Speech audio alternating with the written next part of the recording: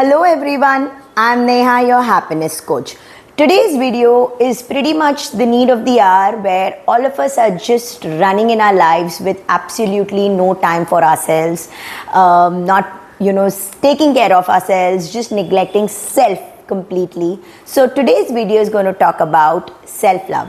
I'm going to give you quickly just 5 easy pointers that you can always have in mind to practice self-love and how you can take care of your own self. So let's get started. The very first point is improve your mental health. Guys, we need to take care of what is running in our mind. Is there anything that's bothering us, troubling us, or depressing us? We need to stay consciously away from those things. So one nice way of improving your mental health, if you're really sad and some things are depressing you, is that I always suggest is practice your hobby. Anything that you like doing. It might be an art form, it might be cooking, it might be going out, it might be music, anything that gives you that peace of mind, makes you calm, helps you move ahead from your thoughts. Please do that. So that takes care, that's like the basic thing, the first step that will take care of your mental health. And automatically you will see that your stress levels will start coming down because you're doing something, you're investing your time in something that is giving you happiness and that you enjoy doing. So do that to begin with. Practicing self-love, the first thing, get started with your hobby. The second point is do not be bothered about what others think about you. Practice what gives you happiness. So say for example, you have something that you like doing, but then you're not doing it because others will not approve of that, or people around you. Don't go in by peer pressure, my friends. I always say this. If there is something that you firmly and strongly believe in, don't give in to the peer pressure. Don't just do things to make people around happy, please them, or just to be a part of the group. If you're part of a group that doesn't understand what is right or what makes you feel good, then there's no point in being a part of such a group, right? Make a group that makes you feel comfortable. Don't be around people that stress you. Take away that toxicity from your life and remove those people consciously. Half your problem of stress will come down and you will start loving yourself for it. Let me give you an example on this, my dear friends. How people actually give into pressure. Now, I every year celebrate my son's birthday. So my son happens to go to a lot of parties where parents throw parties outside. It can be a gaming area, it can be some play area or some restaurant. From the beginning, I have always had the thought of practicing or celebrating his birthday at home. Reason being, so let me also tell you the reason. See, sometimes we always relate in our head when we have, a deficiency of something in our life, we always relate everything to that, right? So always I've seen a lot of parents who come to me for counseling, the first thing that they'll jump up to will, and say that, I cannot afford this, I don't have so much of money, why should I do this? And I'm feeling pressurized that my son or my daughter is not able to do this. So let me give you my own example, wherein absolutely there is no problem that I can't, celebrate my son's birthday outside, but I choose not to. My reason being, I always feel very connected when kids come home. I feel it is more a one-on-one interaction of me also with my son's friends and his own as well.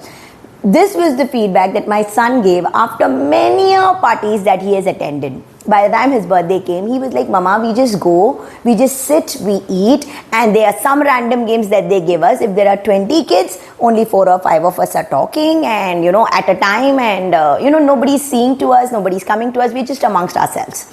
But whereas when you do a party at home, Mom, I enjoy it more because you're engaging all my friends, all of us are playing together, we are enjoying those games, and there is a personal level of attention and touch that is there. So you get the difference? Sometimes we need to be very clear, and you should never take in any pressure when it comes to something that you feel that you're doing right for your child or for anybody for that matter. Similarly, it comes to self-love. If there is something that you don't like doing with your friends that is not comfortable with you, learn to say no. Sometimes that's the best therapy, to just accept yourself and love yourself and be there for yourself, because mentally you're not getting stressed about doing it. The third point is don't live in the past. Please bury your past, how much ever painful. It's always, see, whenever we think about our past, when we have something good to think about, we're very happy about it, right? It brings a smile on our face. Similarly, if we are always thinking of what wrong has happened to us in the past, or something that we had to go through which was not very pleasant, it will bring sadness and depression to you, right? So it is important that we get disconnected from those kind of things and just leave it there. I read a very beautiful quote somewhere that leave your past where it is, behind you. Don't carry it with you. It's doing no good to you, no good to your mental mindset. If you're thinking that you're trying to fight it out with the person who hurt you, or who you want to revenge or avenge on, things like this, nothing is going to give you happiness. What is going to make you happy is that moving away and moving on from that episode.